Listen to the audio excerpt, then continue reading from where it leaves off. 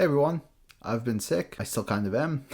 It has not been fun, but something much less fun has been keeping up with The Promised Neverland Season 2 these past few weeks. I made a video a couple months ago discussing the first 4 episodes of Season 2, something I never really planned on when the season started, but it became very clear after a few episodes that they were diverging greatly from the source material, which came as a huge shock and disappointment to many people who read the series, who were very excited to see certain things adapted, and it seemed like they were skipping those things and going in a completely original direction. I hadn't completely given up hope yet, because, I have a lot of problems with the final bits of this manga, and I thought to myself, hey, it does suck that they're skipping all this great content, but if they are going to make, a better ending out of this, go for it, sure. Yeah, so that didn't happen. Instead, we got what is probably the worst anime adaptation I have ever seen in my life.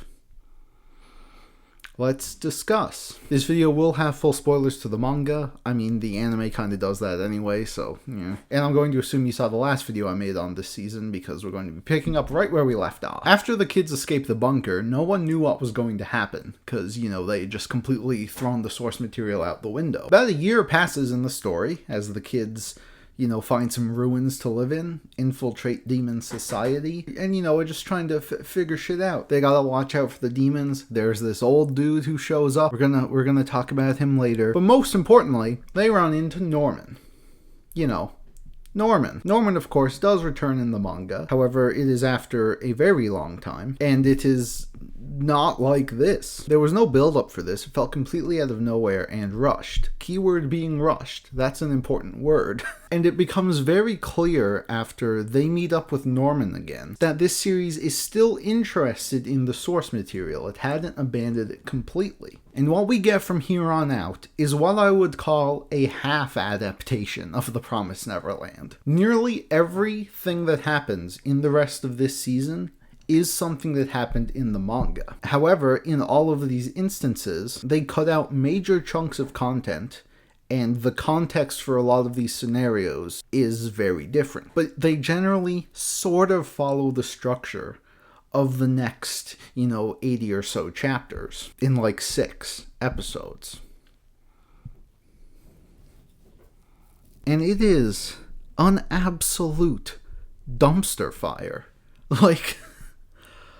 Oh my god. Episode 6 is really the one where most people realized, oh, this is awful. This is really, really bad.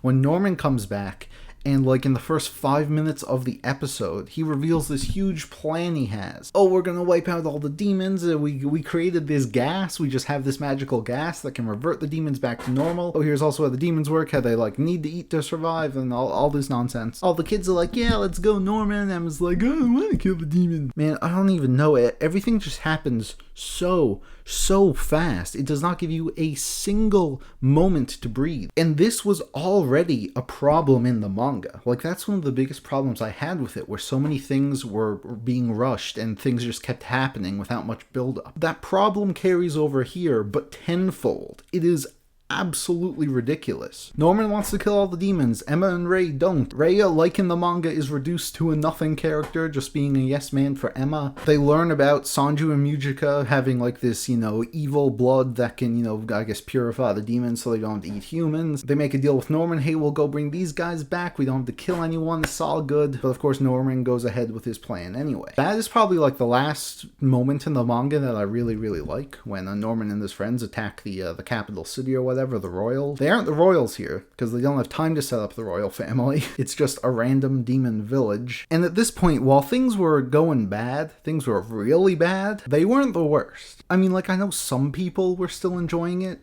specifically anime only. Things were moving super fast, but it wasn't the worst. However, it does become the worst once Emma and Ray show back up with Mujika. So in the manga, they controversially, for lack of a better term, talk no jutsu Norman into, giving up his ways and joining their side. While this wasn't a decision I hated, and I definitely think it could have happened, it was another one of those things where I felt like it just came too much out of nowhere. There wasn't much build-up. Norman didn't really show much conflict within himself up to this point. And, if they had done that, it would have been like, yeah, this is dumb and stupid, but it happened in the manga, I get it. But no, they just had to make it 50 times worse. This man here, this old dude, Vilk, I think his name was, Vilk, man? This character is a literal plot convenience.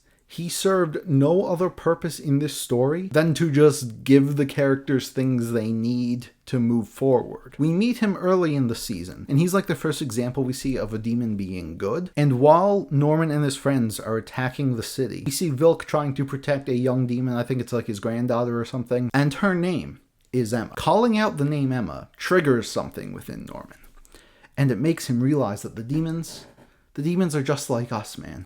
Us humans, we have an Emma. The demons have an Emma. So what they essentially did was pull a Batman v Superman. The Martha scene in Batman v Superman is probably one of the most ridiculed film scenes in the past 5 years. And they didn't have to do it. You could have just followed the manga, which didn't have that. But no. No, they went ahead and did it anyway. And it was about as laughably horrendous as it sounds. But Vilk isn't done. Oh no. So Norman, instantly turns his friends over to his side. These people who we actually see, okay, they have a lot more motivation than Norman to kill all the demons. They absolutely hate the demons. But, they go along with Norman instantly. Why not? And they make a plan to take Gracefield, to save all the children and go back to the human world, because there is a portal under Gracefield, which happened in the manga, but it was so much more complicated than that. There was this whole thing with the 7 walls. I talked about how they omitted any reference to it earlier in the season. Big whole adventure. It's not very good in my opinion, but it was a big deal in the manga. But no, here there's an elevator in Gracefield that can just take you to the human world whenever you want. But how are they going to get into Gracefield? They don't know anything. They don't even have a map of the place. So apparently Vilk, 20 years ago or something, comes across some guy dying. It's implied to be William Minerva. And the dying Minerva is like, oh, demon, take my little chip for the pen. It has the full map to Gracefield on it. So now they magically have all the blueprints to Gracefield, and it also reveals that they have a cure for the disease Norman and all of his friends are dying from. Oh god, I don't even feel like I have the energy to even, summarize what happens next. From this point, everything is so laughably rushed, and things make so little sense. They bomb Gracefield, they get all the kids together, Musica and Vilk lead a demon revolution onto Gracefield, which takes out all of the bad demons. Isabella, showing up for the first time since we revealed that she was going to be chasing after the children, decides to betray Peter Ratri and the demons, which of course happens in the manga, but again, there was, a lot more to it. So all the demons are taken out, all the mamas are on their side, and then you just have Peter Ratri left, and this is probably the most accurate moment to the manga that we had seen in a while, where Emma tries to convince him to, go with them. He says, no, fuck you, kills himself. Peter Ratri, man, I thought he was a wasted villain in the manga, but here he was just a joke. He has 2 scenes or something. How are you supposed to care about this guy? How are you supposed to feel anything when he's the last villain left and he's supposed to be the main big bad of the whole series, but he's barely been here. And the only actual villain, Isabella, is instantly redeemed. In the manga, while I felt this was cheap, her redemption wasn't the worst thing ever, because she does die immediately after, so it's